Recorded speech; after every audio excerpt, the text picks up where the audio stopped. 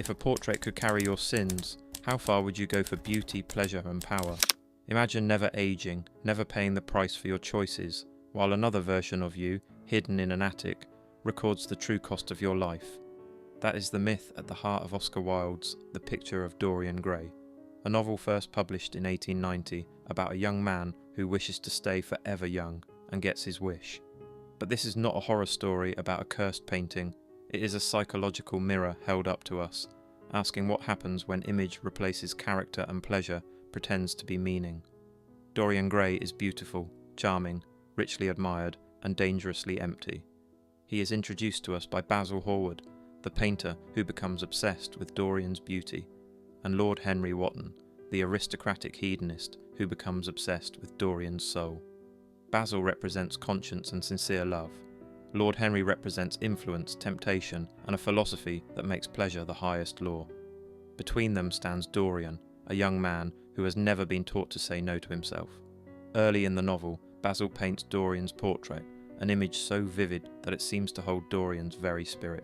Under the spell of Lord Henry's glittering words, Dorian makes a wish, that he might remain young forever while the portrait ages in his place. It is a metaphor, not a magic trick. Our public image stays polished, while the hidden record of our choices grows stained. Dorian gets exactly what he wants, and that is where the real tragedy begins. At first, he pursues beauty and love with the innocence of a boy who believes life exists to serve his feelings. He falls in love with an actress, Sybil Vane, whose talent moves him because on stage she is many women at once. Juliet Imogen, 100 dream loves, but when Sybil loves him back, she can no longer act.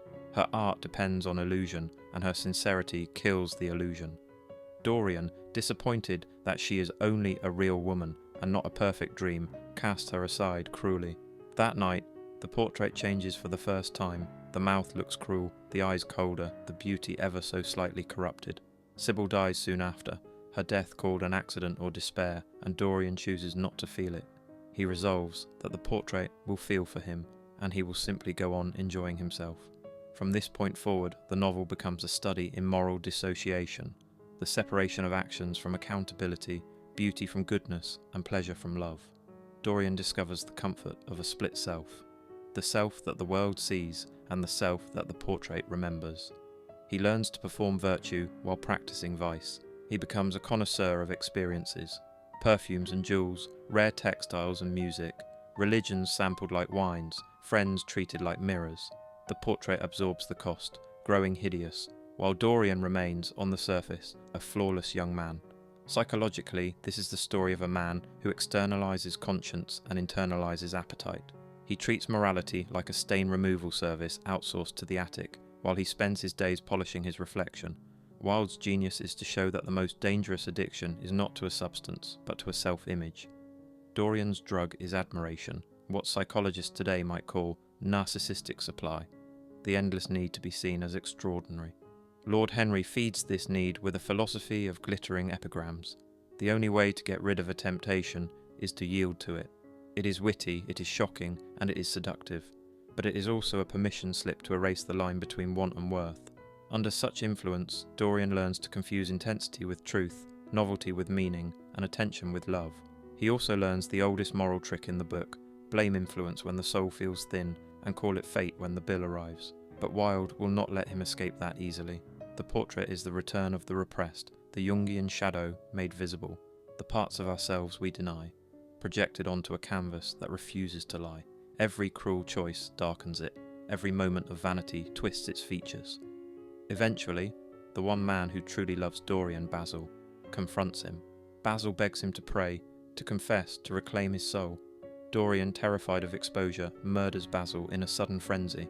He blackmails a former friend, a scientist named Alan Campbell, to dispose of the body. This is the logic of unexamined desire.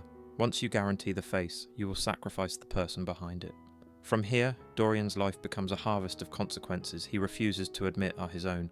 He wanders through opium dens to forget himself. He pursues pleasures that feel vivid enough to drown out the whisper of the portrait.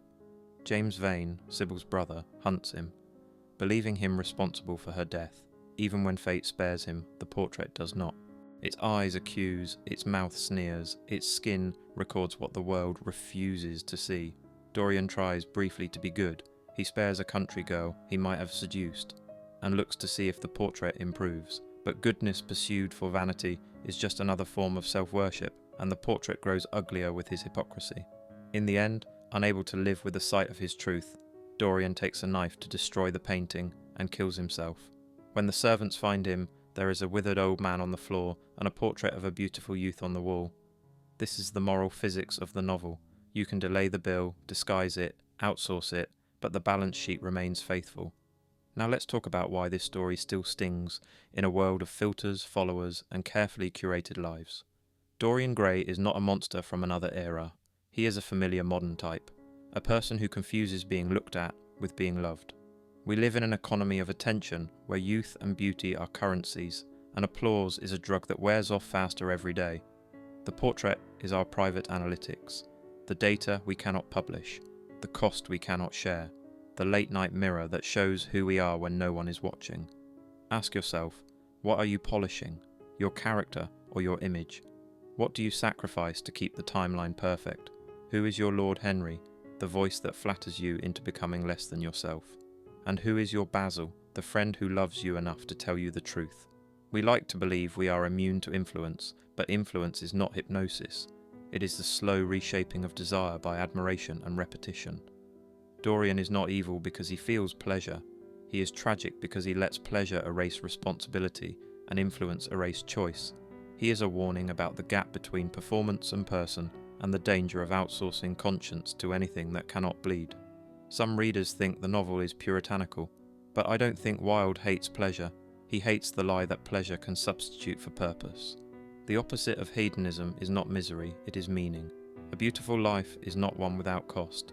It is one where the cost is paid by the self who chooses, not by a portrait or a bystander. Let's look inside Dorian's psychology more closely, because his mind is not alien, it is alarmingly familiar. First, there is the hunger to be adored before one has learned to be whole. When admiration becomes oxygen, you will suffocate anyone who tries to open a window.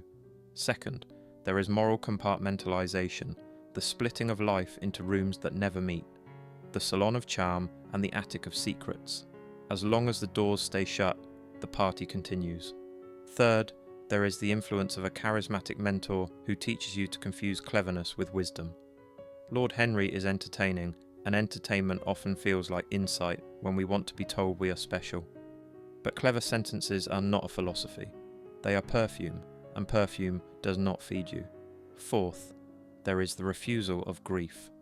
Dorian's inability to mourn the damage he causes. If you never let yourself grieve, you will keep needing a bigger thrill to drown out the quiet voice that asks you to change. Finally, there is the fatal mistake, believing that guilt disappears when it is hidden. Hidden guilt does not die, it grows teeth. The portrait is a fantasy device, but it is also a psychological reality. The self keeps the score. We do not get away with who we become. So what is Dorian Gray teaching us today, in a culture obsessed with youth, influence, and performance? First, protect your Basil. Keep in your life at least one person who loves the truth more than they love your approval. Second, be suspicious of any philosophy that flatters your impulses and mocks your responsibilities. If a worldview makes you the hero of every story, it is probably selling you a mirror. Third, cultivate a conscience you cannot outsource. Journal, confess, apologize, repair, whatever it takes to keep your inner portrait honest. Fourth, practice a deeper pleasure, the joy of meaning, the beauty of service, the quiet power of integrity. Wilde loved beauty. He also knew that beauty without goodness turns poisonous. As he wrote elsewhere, there is no sin except stupidity, the stupidity of refusing to learn from what our life is trying to tell us. Before we close, let me return to the question I asked at the start. If a portrait could carry your sins, how far would you go for beauty, pleasure, and power? Would you hurt someone you claim to love? Would you trade a friend for applause? Would you sell your future to protect your feed? Or would you do the harder thing, tell the truth, accept the cost, and let your face age alongside your soul? Dorian tried to kill the portrait and save the mask. Wilde's novel dares us to do the opposite. Do not destroy what tells the truth about you. Destroy what keeps you from becoming true. If this story moved you, tell me, who is the Lord Henry in your life, and who is the Basil?